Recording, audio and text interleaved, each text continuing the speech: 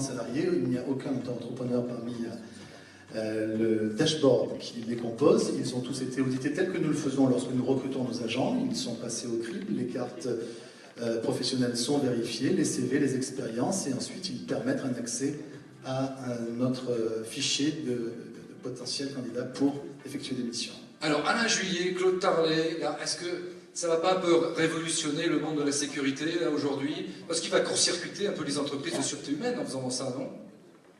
Non, d'abord, c'est effectivement une nouveauté. Oui. À partir du moment où c'est une nouveauté, c'est intéressant et on va voir comment elle va prendre, comment elle va se développer. Mais ce qui est intéressant, surtout derrière cette nouveauté, comme derrière toutes celles que nous voyons, c'est que chacun doit se poser la question de savoir comment va être l'avenir, parce que l'avenir est en train de changer à travers tous les outils qui sont mis à notre disposition. On parlait tout à l'heure, on a vu les sites événementiels. Bon, les sites événementiels, c'est certain que tout ce qui a été fait pour améliorer la situation de manière instantanée ou très rapide, ou moyennement rapide comme on l'a vu, fait que maintenant on pense différemment à la sécurité des sites. Là c'est pareil. Claude Tarlet, donc Uber a mis les taxis dans la rue, est-ce que ça risque de faire la même chose avec les entreprises de sûreté? Non, je crois que c'est plus compliqué que cela. C'est un business model qui apparaît dans la société, qui correspond à une évolution de notre culture, de nos mentalités, de nos pratiques, y compris dans la vie quotidienne. C'est un business qui vient en complément de notre point de vue de l'exercice de l'activité normale des entreprises privées de sécurité.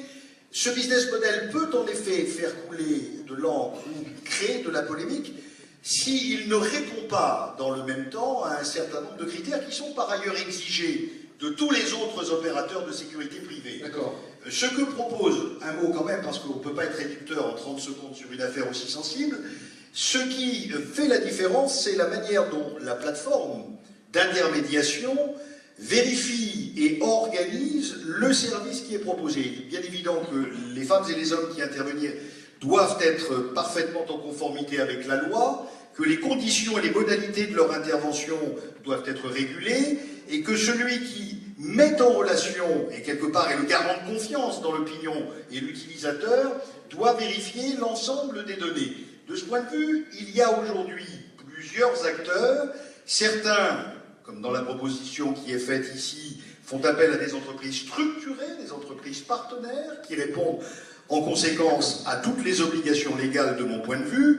D'autres, malheureusement, font appel à un public beaucoup plus diffus, dont le statut n'est peut-être pas toujours bien identifié et qui peut être une source de difficulté. Allez, Patrick Espagnol et Patrick As. Allez, le premier. Je voudrais simplement rappeler une chose, c'est que... Tu étais pour, toi, sa libéralisation de la sécurité? Moi, je voudrais simplement rappeler, encore, nous sommes clients, nous sommes consommateurs. Nous voulons une entreprise qui nous fournit le produit que nous demandons.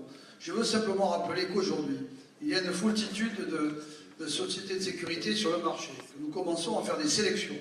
N'oubliez pas que, notamment, les opérateurs d'importance vitale sont tenus à une obligation de démonstration par rapport à l'État.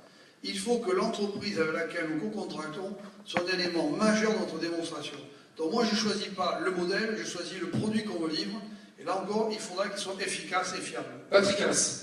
Oui, moi, à mon sens, l'ubérisation de la sécurité est inéluctable. Ouais. C'est complémentaire des prestations standards aujourd'hui, mais pourquoi la sécurité serait à part alors que toute la société, tous les secteurs économiques sont gagnés par la digitalisation, la numérisation? Mais il me semble quand même que ça ne va pas remplacer l'ensemble des sociétés de sécurité et des prestations, disons, classiques.